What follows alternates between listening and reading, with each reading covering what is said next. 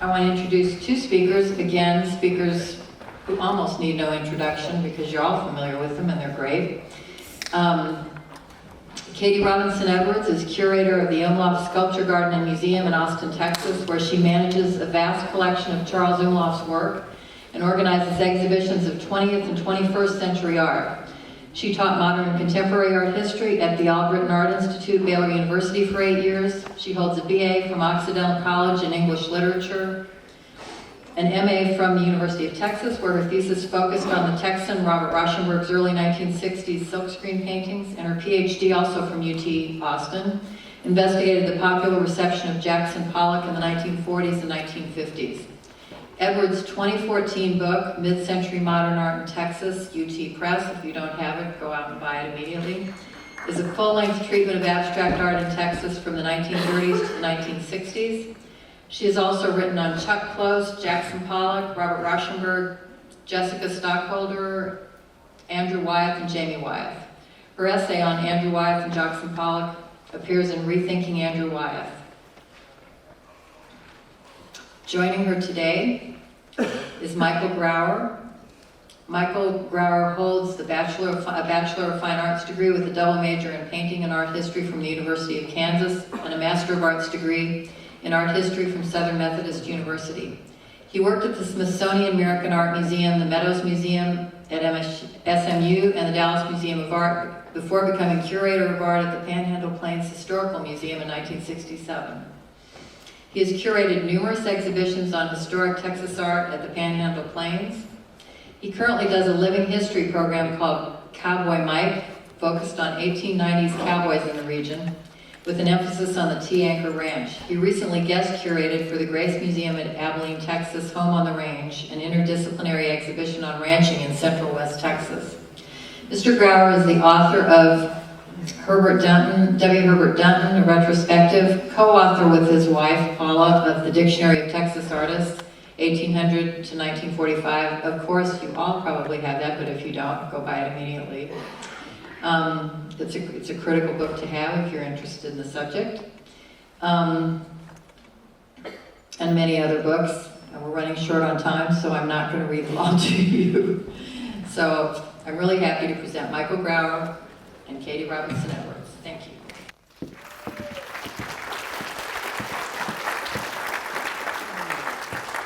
Greetings, friends.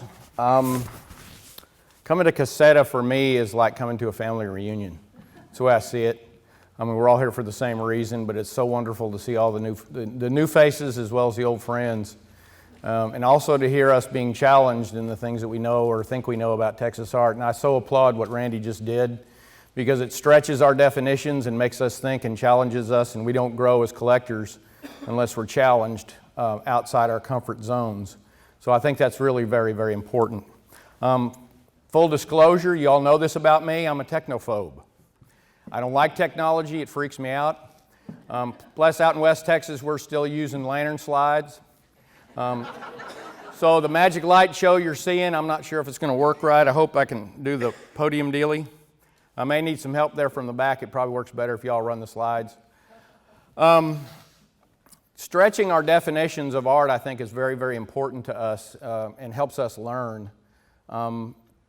I so appreciate what Sue Canterbury said this morning, particularly about the efforts of the DMA and what they're doing, but she was very modest in what she said, because what she did not tell you is, in addition to all the conservation exhibitions, outreach, and so on, and research as well, she did not tell you how much she has helped in lending objects from the DMA for important exhibitions that we all do. I've been at Panhandle Plains since 1987, and as it says in the big book, I waited patiently for an art curator to show up at the DMA who would be cooperative.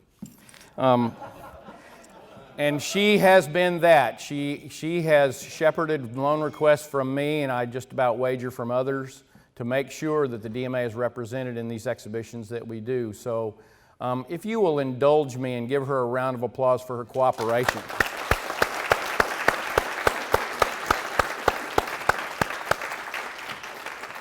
One of the exhibitions she helped shepherd a loan for was an exhibition that is not of early Texas art, but includes early Texas art. And that's another thing I appreciate about what Sue said this morning, was that Texas art is not just ours. I know we want to keep it ours, and that's okay, but it's also part of the American art story as well as the world art story. And showing the 3 Centuries catalog really stirred me up to remember that these artists in Texas never thought of themselves as Texas art exclusively. They thought of themselves as either Southwestern or American, and certainly world artists. And the exhibition that Sue helped with is Madonnas of the Prairie, depictions of women in the American West, which is very much in keeping with what Randy just did for us in terms of expanding how we think we know the American West. And what we did for that exhibition, which is currently at the National Cowboy Museum in Oklahoma City, and if you've not seen it,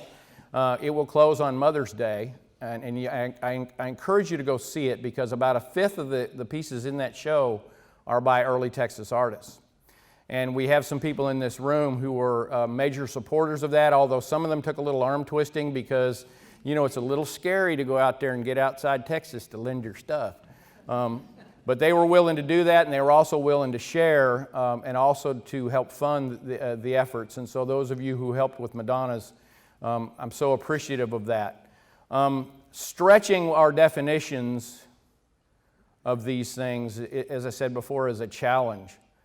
The way I see it, in terms of what we do, not only with your collections, but also in museum exhibitions, is we need to reach people. Art is a conduit to reach us in a certain way. It's not just hanging pretty pictures and things to look at. To me, art should punch you in the gut, grab you by the throat, or squeeze your heart. Otherwise, I'm like Randy. It is a failure. That's the way I see it. When I first proposed and was thinking about Madonnas of the Prairie in 2010, there's a little girl that I know who is so crippled with mental illness, especially acute anxiety disorder. She's been unable to go to public school since the 7th grade. And she lives her life vicariously through what her father does. And she asks this father about the projects that he works on. And when I was discussing with her the Madonnas of the Prairie idea, she felt so strongly about this idea of showing the American West in a different way that she said, "Daddy, can I put the first $100 in the collection plate?" And that's my little girl, Sarah. And she will... Randy, I love you, man. You got me started. She'll graduate from high school next month with no classroom instruction for the last 7 years. She's had a teacher come to our house 2 hours a week, and she did it all on her own, and that's the kind of determination and grit and that we sought for in the Madonna show. And I'm proud to say that on Thursday night, Madonnas of the Prairie received the Golden Touch Award from the Amarillo Chamber of Commerce for how it reached people. And I was talking with someone earlier today. We museum curators, unlike performing arts people, we don't hear applause. But when you walk in the gallery and you find a woman weeping in front of East Texas Gold Star Mother and saying, "I had no idea," that's art doing its job, is it not? So that's my story about expanding our definitions, and that's why I feel strongly about things. And if you all know me, most of you know me. If you don't know me, I'm still Michael Grauer. I walk around a lot when I talk because I get rolling, and who knows where I'll end up by the time I'm done. But Katie and I are going to do not a Texas death match. That's not what it is. I've been pushing this idea of a session on Texas sculpture for many, many years. I've been hammering on George Palmer. I've been hammering on Mark Keever. I've been hammering on Bill Cheek. Why don't we ever talk about sculpture? And you as collectors, of course, it's easy to fall into that two-dimensional. It's not a trap. It's just, it's easy to go into that. And Texas sculpture is somewhat of a challenge. And when I proposed the idea last year, I was told that, well, you go ahead and do it. And I said, I can't do it because my area of expertise pretty well ends with the lantern slide era. And so I need a partner. And there's no better partner than the speaker who will follow me, Katie Robinson Edwards, because her book on mid-century modernism here in Texas is absolutely seminal and critical to your libraries. So that's why we're doing it this way, and I think this is unusual for CASETA. To do it this way, outstanding, thank you. He knows this salty discharge that keeps coming out of my eyes is going to need replenishing. In any case, because we're talking about a new medium, and you see on this, and this is a wonderful slide that Katie put together. I learned how to do PowerPoint when I had to rescue Howard one time many years ago, and he ratted out of CASETA by having a heart attack, some kind of excuse like that. But she used this wonderful slide, and we proposed several different titles for the show, and being me, those of you who know me, I'm a little bit of a wise guy, and my idea was Texas Art in 3D, who knew? Well, we didn't use that. Can I have the first slide, please? But I thought it appropriate that we're talking about Texas art in 3 dimensions, that I would introduce you to the finest kind of three-dimensional Texas art in terms of my very first grandchild, who was born 3 weeks ago. And Otto said to Opa, that's going to be my name, Opa, he says, Opa, I want to go to the CASETA conference with you. So here he is, and he's attending with us. But what better way to remind us that human beings make this art, do they not? Three-dimensional Texans make this art that we love and cherish and hold dear. So Otto wanted to come because he wanted to meet you all, and especially because it's a family reunion. So thank you for the indulgence. Next slide, please. This book, which if you do not have in your library, you need to have, was a critical exhibition catalog to our understanding of Texas sculpture. Patricia Hendricks and Becky Duval-Reese in 1989 put together this exhibition that toured the state in some respects, and I actually got to see it when it was at the Amarillo Art Center, now the Amarillo Museum of Art. And it always struck a chord with me. I've always liked things in 3 dimension. I'm a very tactical person, and you'll notice me, I tend to talk with my hands, and that's just part of the Cowboy Mike thing. But putting this Luis Jimenez on the cover, well, I think was absolutely fantastic because it reminds us of a lot of different things, Hispanic heritage, Hispanic artisans, and so on, as well as it's a hell of a piece of sculpture. I mean, it may not fit to the 1975 thing, but, I mean, come on. So, this is critical for your understanding. It's also vital to your libraries. You all need to find this book. I think the bookseller dude up there only has 1 copy, so you cannot leave while I'm talking. You got to wait till I'm done. Next slide, please. However, a Texas sculpture starts in American art, of course. And American art, we have to always keep it in context, do we not? Texas is part of American art, and we need to keep going that way. And of course, carving in wood for practical reasons is how sculpture starts in the United States. Next slide, please. And carving in wood in terms of the merchant class, the mercantile class, is how three-dimensional the plastic arts start in the United States. Next slide, please. And that wood carving aesthetic, the idea of the artist as a carver and a craftsman, becomes part of the historical story as American artists tried to be seen as legitimate. So Thomas Eakins, in his wonderful painting of William Rush carving the allegorical figure of the Schuylkill River, great title, as you can see here. Next slide, please. And in different versions that he did in preparatory sketches, it was a celebration of sculpture in the United States as a unique art form for us. Next slide, please. And eventually it transforms into public art. Now, I know you as Texas collectors, don't be afraid. We're going to get there for you here in just a minute. Big sculpture, how does it fit in my house? We're going to get to that in just a minute. So, next slide, please. William Rush is really, in many ways, recognized as the first great American sculptor, primarily a wood carver. Plenty of trees around, of course, unless you're in west of Fort Worth. Carving in marble, carving in wood, and carving in different things. Next slide, please. There we go. And even celebrating our heroes. And this, of course, sets the stage for what happens in Texas after the beginning of the Republic and eventually into statehood by 1846. Next slide, please. Horatio Greenough is one of our sort of second-level, next-generation sculptors. Next, please. Who celebrates and informs our heroes, the depictions we have of our heroes, national figures like George Washington, We have to make them legitimate because remember, in terms of history painting, it was important that it relates to something from classical antiquity, something from mythology, certainly something from spirituality or religion to make it legitimate. And so therefore, next slide please, the best way to inform George Washington figure is to compare him to the great father Zeus. Next slide please. Or even to figures like this who assume that same guise. We would in Texas eventually do the same thing. Next slide please. Hiram Powers, who spent much of his career in Europe, and it's that influence of Europe that we see initially that comes to Texas. Next slide please.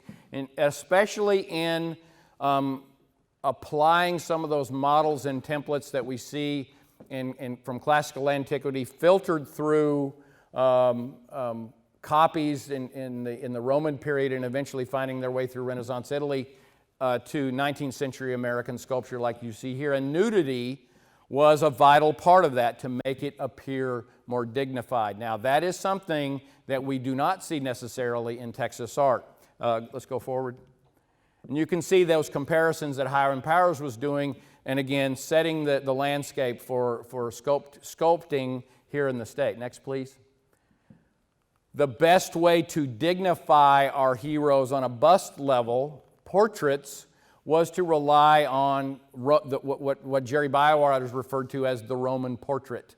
And he talks about that in some of the writings that he did as Texas art evolved. And if you remember that wonderful essay that he wrote, he talks about finally after things settle down, we start looking at portraiture. And what he was talking about mostly was paintings, painted portraits, not necessarily about three-dimensional, but I think we need to apply that same aesthetic. Next, please.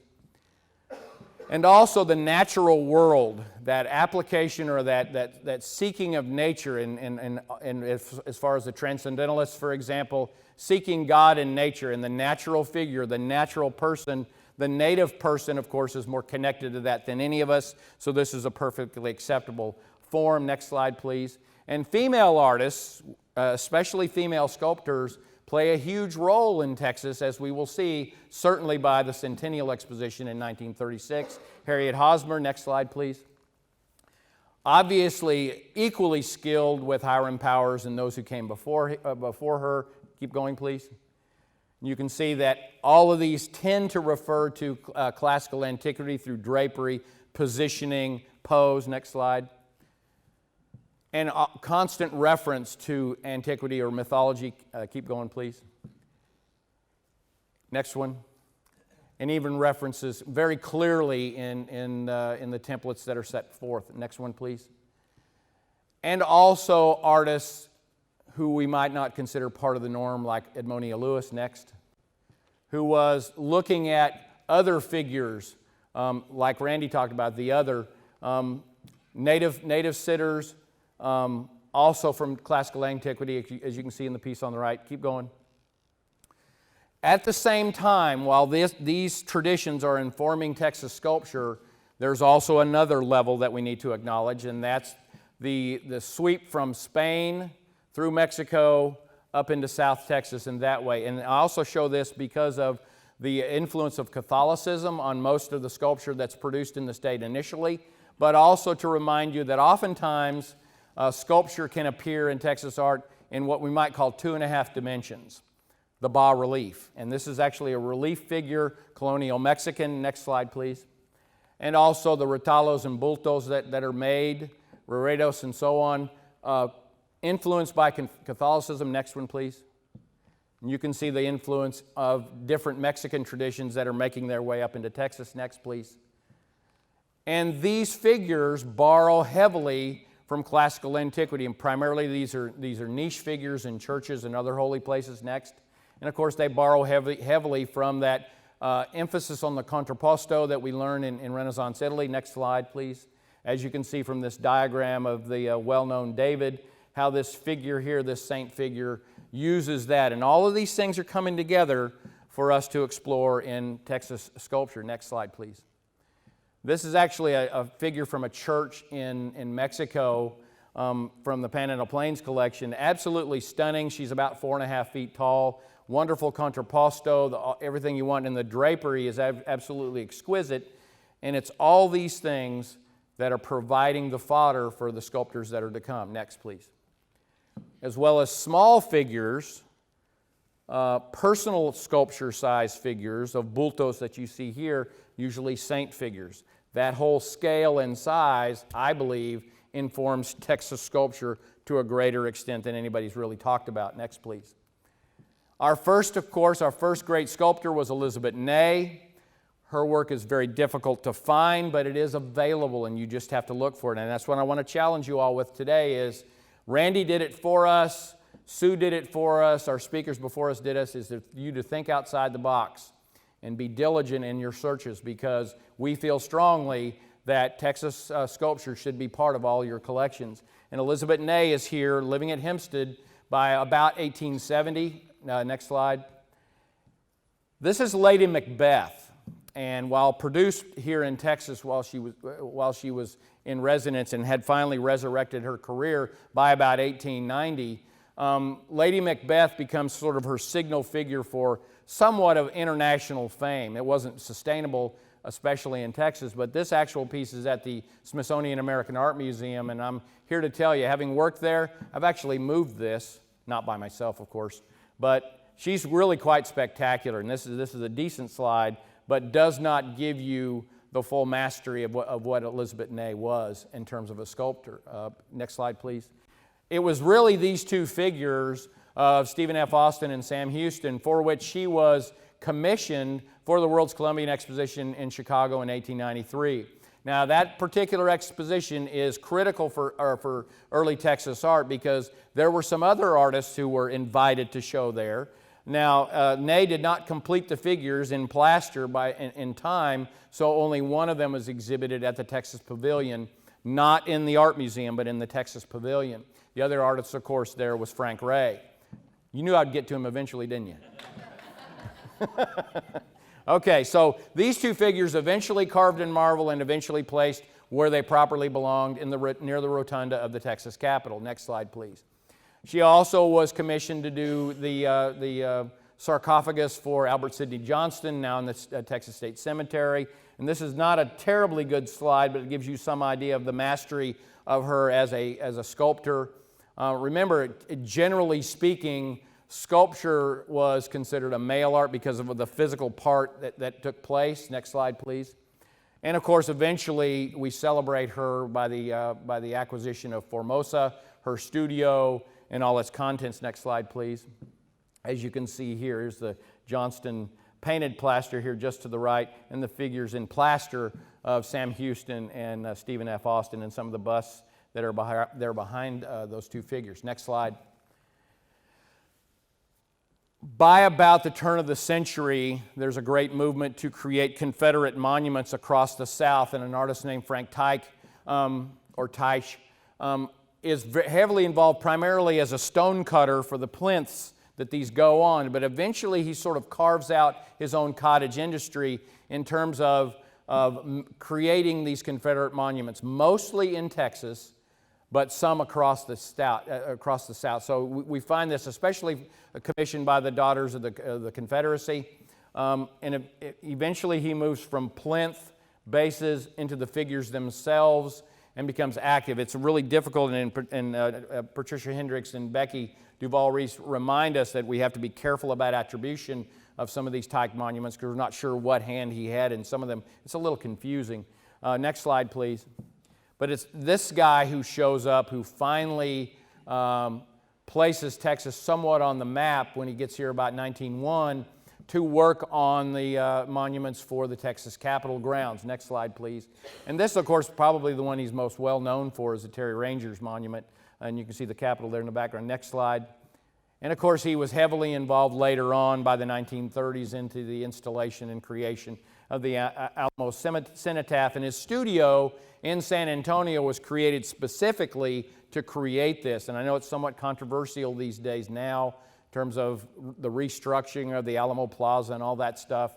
But it's quite a spectacular thing because remember, in Texas initially, and especially across much of the U.S., particularly in the South, the obelisk was the preferred art form for sculpture. The application of figures to them comes a little bit later. It was hard for us to sort of reconcile something other than an obelisk. Next one, please. He was also heavily involved with the Littlefield Fountain at the University of Texas, commissioned by George W. Littlefield, and eventually becomes a monument to soldiers and sailors lost in World War I. This is only a fraction of it, and the other figures that go along the esplanade are still there, all sculpted by Coppini. Eventually he moves to New York and then to Chicago, but still maintains his Texas connections as he casts these monuments, either at Roman bronze works or other places. Next one, please. I'm sorry? Okay, go ahead. Yay. Next, please. There we go. Fantastic. And it's really quite spectacular. And so one of those things that it's been my experience that oftentimes public sculpture is one of those things that you have to make yourself stop and see because it starts to blend in with the architecture and the environment. And this is what I tell my students all the time is, I want you to be aware of your environment. Get your face out of your flat phone, look around you, put it away and turn it off. Because quite frankly, this is not life, folks. This is a communication device. Your life isn't in here. And yes, that's a flip phone. Yes. It's the best I can do, man. I'm not getting a me device. I'm not doing it. Next one, please. Outstanding. Worked out in plaster and also in plastiline. He's having to try to find different ways because these are huge figures, giants. And of course, they have to be cast in a place other than Texas. But eventually, the monument comes together. Not exactly the way Coppini envisioned it, but certainly a darned impressive piece of the Texas history, Texas sculpture story. Next one, please. And of course, in 1936, he's commissioned to design the Texas Centennial $50. And I still can't really tell you how they ended up at Panhandle Plains, but these are all about this big. We also have the small maquettes. The design of coinage is also very much part of sculpture history. We need to remember that working in bas-relief, even on something as small as a coin, that's a sculpture. So every time you take a nickel out of your pocket, give it a look-see, because a sculptor designed that. And sometimes we start to take those things for granted. And again, students, I want you to be aware of your environments. Next one, please. Here's the other side. They're really quite fun and quite spectacular, beautifully sculpted, beautifully designed. Next one, please. His protege, Coppini's protege, was Waldine Tauch, of course. She became great friends with Boone McClure, the longtime director at Panhandle Plains. So ultimately what happened is when Waldine passed, or when Coppini passed, she inherited a lot of his plasters. We need to remember that in terms of bronze sculpture, the plaster is usually the original. And therefore, what I'm about to show you, the plasters usually live at Panhandle Plains. Next one, please. One of our earliest major commissions was for this headstone monument for one of our early patrons, a woman named Mrs. Henderson, and it actually stands in Richmond, Kentucky. We have the plaster, not the cross that goes behind it, but everything in front of the cross we have at Panhandle Plains, and it is absolutely exquisite. But plaster is extremely fragile, and that's one of the great drawbacks to that medium is we can't travel that stuff because it'll start to crumble. And so I think it's incumbent upon us all to remember that if we are interested in Texas sculpture, we need to seek it out wherever it is, whether at the University of Texas, Canyon, Texas, Abilene, it doesn't matter, San Angelo, for example. We need to look for these things and see where Texas sculpture fits in the greater story. Next, please. Bas-reliefs at various places around the state were sculpted by Waldine Tauch. These are actually catalog pages from an exhibition we did a few years back on public art across Texas. Quite honestly, I'm not sure how some of this stuff ended up there, but I'm glad to have it. Next one, please. The head off her sculpture of Governor Tom Campbell. Next. Pat Neff, bronze of which is at Baylor. Next. And of course, the Texas Ranger of today, I walk by the plaster of him every day. He stands in the basement. So we need to remember that these plasters are all over the place in museum vaults and so on, but they really require great care, and I so appreciate what Sue said earlier about conservation being part of our job. Next, please. But this is what I was aiming at. This is what I wanted to get to. For you as collectors, I know that we know that monumental sculptures very rarely fit in your living room. But there is a solution, and they're the cabinet bronzes. Waldine Tauch, Coppini, and some of the others I'm going to show you, by about 1925, are working with companies like the Gorham Company out of New York to cast what they refer to as cabinet bronzes. Usually no bigger than 24 inches, often smaller, and those are the ones I challenge you all to go find. These are by Waldine Tauch. Next, please. This is a cabinet bronze by Pompeo Coppini called The First Catch. Absolutely spectacular, very consistent with that neoclassical movement in the U.S. Next, please. And he's producing these in the 1920s and 1930s, along with Bonnie MacLeary out of San Antonio. Next, please. You can see in this one called Ouch. Ouch actually comes, and many of these cabinet bronzes also will come in a garden size, which is about 3.5 or 4 feet tall, all the way down to the one we own of Ouch, which is about this big. They fit very nicely on the shelf, or on the mantle, or on the coffee table, while someone's looking at your Jerry Bywater's painting, or your Onderdonk painting. They can look at Texas sculpture too. Next slide, please. Now, you knew I'd eventually get to Frank Gray. You also knew I'd probably end up with Mr. Bugbee. In 1931, the old Texas Trail Drivers Association approached Mr. Bugbee to help design a monument at Doan's Crossing near Vernon. You probably have never heard of this before. George W. Saunders, who was the head of that outfit, wrote to Mr. Bugbee and said, "There is no Texas artist who can do justice to what happened at Doan's Crossing than you, because you know this part of the world better than anybody. You also know the cowboy life." And Randy, by the way, given what I do also in terms of the Western history as well as ranching history, I will tell you a little bit of something about that saddle in the Cooper mural. Ain't no cowboy ever rode that saddle. Not in the traditional way. We'll just say it that way. So, you can add that to your little lexicon, which is very, very, very valuable. Mr. Bugbee designed this monument, and much like his character, never said anything about the fact that they never put his name on it. Next slide, please. This is the back side, and you can see the breakdown of some of the brands, and we put a little detail in here. Now, flip back. Can you go back just a second? If you look at the bottom on the left side, just below the bas-relief, you can see that it looks kind of odd. That's because from the time it was dedicated in 1931, somebody was complaining about the citations on the bottom. It's been changed multiple times. So be aware that those things have been corrected, but they still never put his name on it. Next one, please. Next one, please. So there you see it. Next one, please. He went to the site and made sketches like you see here, made a pen and ink drawing and a pencil drawing, as well as an oil about this big en grisaille. And they took that particular painting and made the design for the monument and cast it in bronze and set it in place. Dignitaries were there. I don't know if Mr. Bugbee was present. I really don't know. But his name is nowhere on it. And it was not within his character to make any sort of complaint.